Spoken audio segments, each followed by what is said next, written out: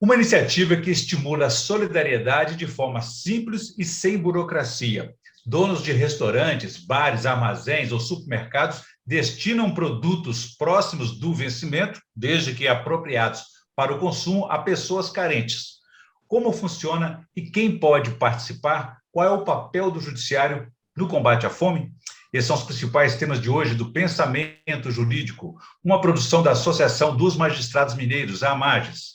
Para falar sobre o assunto, nós vamos conversar com o idealizador do projeto Sobras Limpas, na comarca de Nanuque, no Vale do Mucuri, uma das regiões mais pobres de Minas Gerais, a 600 quilômetros da capital mineira. O juiz Thales Flores Taipina, que é titular da primeira vara civil criminal e da infância e juventude da comarca. Doutor Thales, muito obrigado pela participação aqui no Pensamento Jurídico. É um prazer recebê-lo.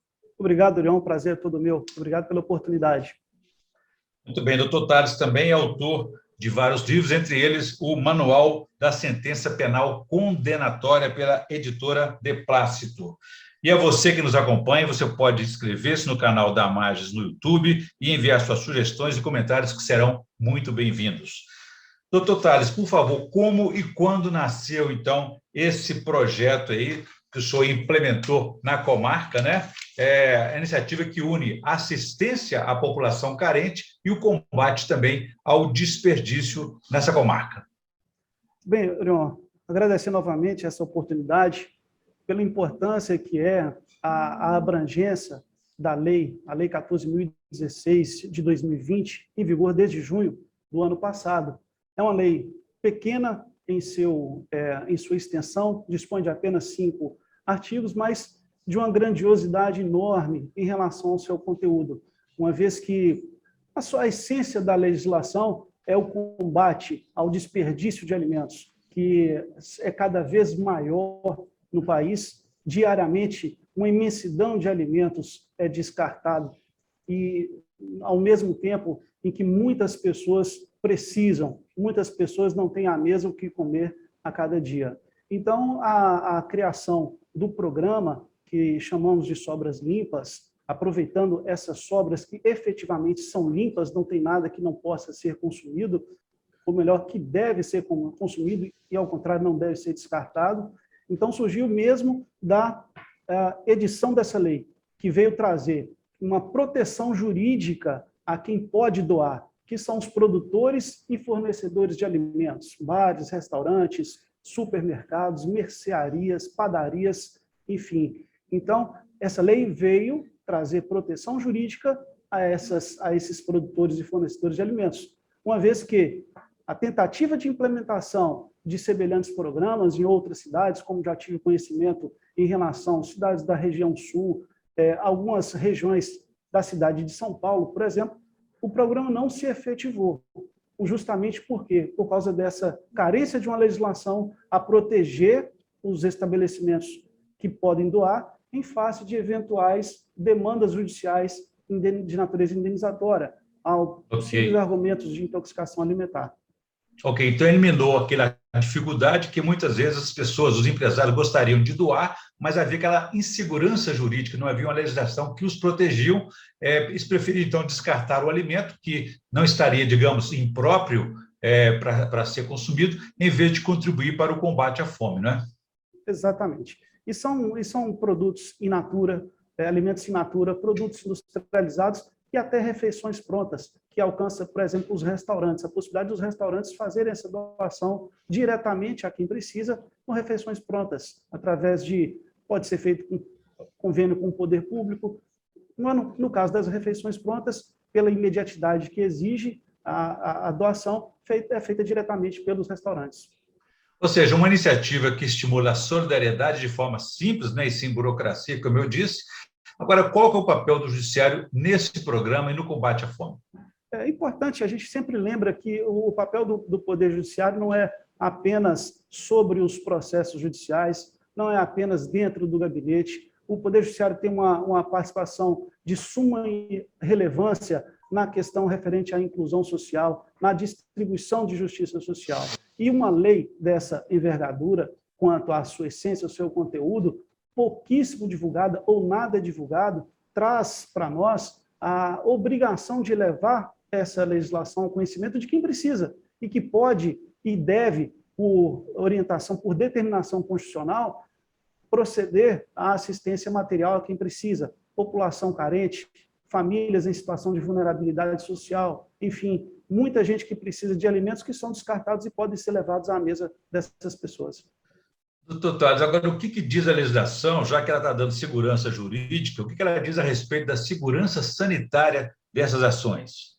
Importante, excelente questão, Urião, porque a questão sanitária ela é determinante para aferir até mesmo a responsabilidade do doador no momento da liberalidade, porque aí é obrigação do doador. Ele não pode simplesmente doar todo e qualquer alimento. É necessário que o alimento a ser doado esteja dentro das suas questões de segurança sanitária, eles devem conservar suas propriedades nutricionais e, claro, em relação a produtos industrializados, é necessário que eles estejam dentro do prazo de validade. Então, a responsabilidade do doador, ela somente se insurge diante da consciência de que, no momento da doação, esse produto não estava próprio para o consumo. Como eu disse, pelo prazo de validade ou por questões sanitárias ultrapassadas. E quem é que faz a seleção desses produtos em condições de uso? Quem é que acompanha isso? Fiscaliza? Também é uma ótima pergunta, porque o nosso programa, tivemos uma parceria fundamental do SESC Minas nessa questão, que já desenvolve semelhante programa, que é o Mesa Brasil, e a equipe do SESC Minas esteve aqui de uma forma direta na orientação dos funcionários do supermercado e também na orientação da equipe da assistência social, a orientar os alimentos que devem ser doados, que podem ser doados. Então, existe um treinamento que foi realizado pela equipe do Programa Mesa Brasil e Assistência Social do município, orientando os funcionários dos supermercados a selecionar aqueles alimentos que podem ser doados. No caso dos hortifrutis, por exemplo, uma fruta, um mamão, que tem um pequeno amassado e por uma questão de estética não atrai a atenção do consumidor, esse mamão é descartado, mas ele pode ser doado. Uma lata de milho que tem um amassado, por uma questão de estética, ele não atrai a atenção do consumidor, ele também é levado ao descarte. Então, dessa forma que é feita a seleção dos produtos.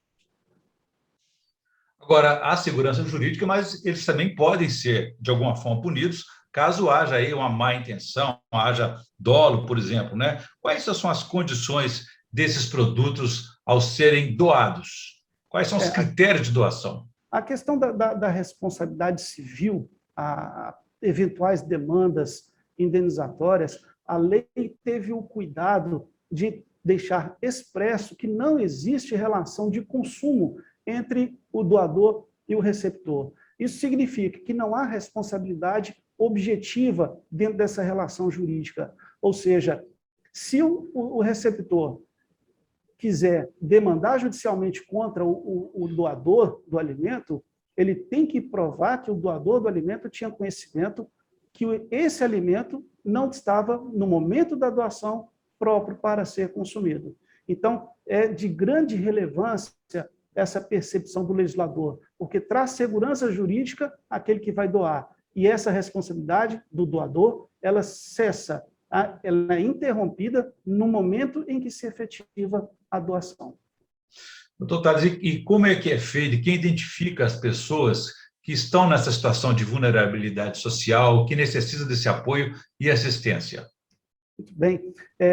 Nós estamos fazendo um trabalho, Orion, de alcançar, primeiro, as instituições, como eu estou aqui titular da Vara da Infância e Juventude e coordenador do Lar dos Idosos em Nanuque. O Lar dos Idosos, por exemplo, ele é mantido com os proventos dos próprios idosos, à exceção do aluguel que é custeado pelo município. Então, ele está sendo alcançado por essas doações, assim como o Lar de Acolhimento Institucional de Crianças e Adolescentes também está recepcionando esses alimentos. Mas temos o cuidado de, através da rede de proteção da infância, como o CREAS, o CRAS e a própria assistência social do município, credenciar, fazer um critério de seleção dessas famílias que estão em situação de vulnerabilidade social, que não têm emprego, que não têm alimento diariamente. Então, com o credenciamento dessas famílias, as doações diárias são destinadas a elas.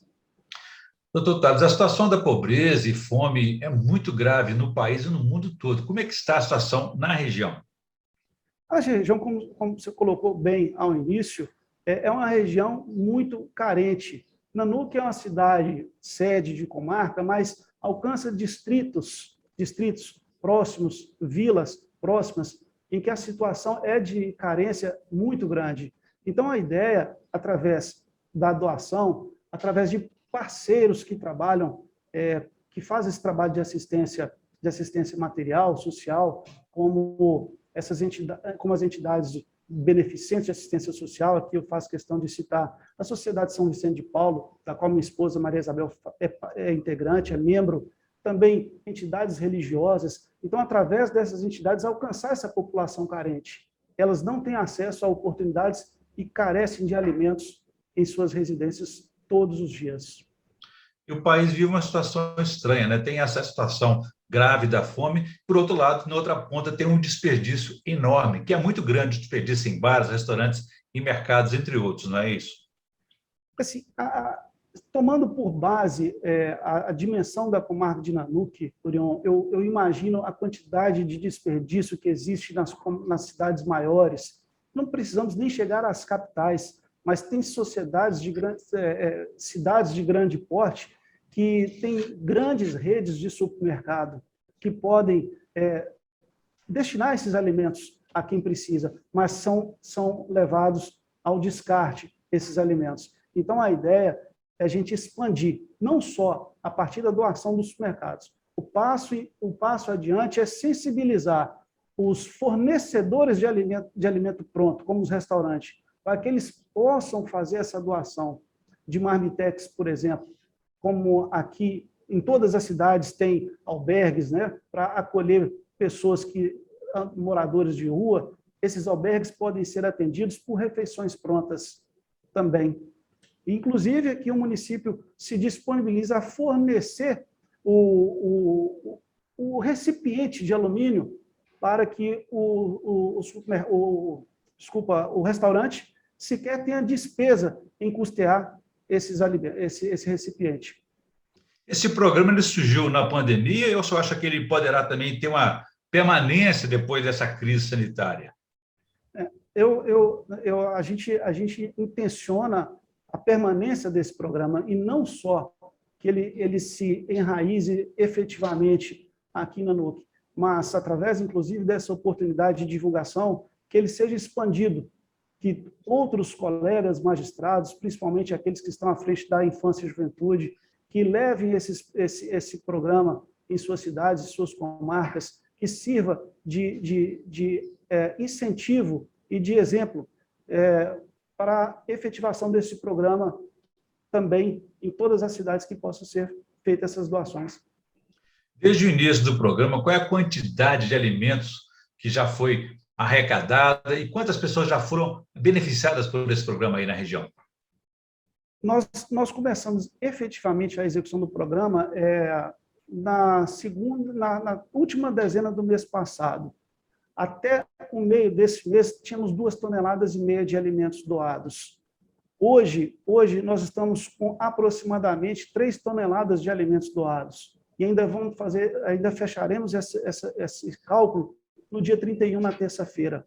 Esse cálculo é feito a partir dos recibos que o próprio supermercado, ao doar, emite esse recibo e ele é contabilizado pela doação. E através da nossa parceria com o SESC, que traz toda essa planilha de cálculo de alimentos doados. Então, já aproximamos de 3 toneladas de alimentos doados. E, sinceramente, eu não tenho ainda uma certeza, um diagnóstico de quantas pessoas já foram alcançadas. Mas foram muitas pessoas. Com certeza, muita gente, né, foi beneficiada assim. Doutor Tales, esse projeto do SESC, né, o projeto Mesa aí, né, é um projeto de referência nacional, né?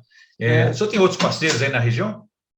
A parceria com o Mesa Brasil é muito boa, e a gente procurou ampliar, né, para alcançar pessoas e famílias em vulnerabilidade social e não apenas instituições públicas, como, por exemplo, loja de alimento, hospitais, como é o programa do Mesa Brasil. Nós expandimos para alcançar pessoas e famílias em vulnerabilidade social, como citamos. E outros parceiros, assistência social do município, o próprio município, através da assistência social, e também a rede de proteção, o CREAS, o CRAS, o Conselho Tutelar.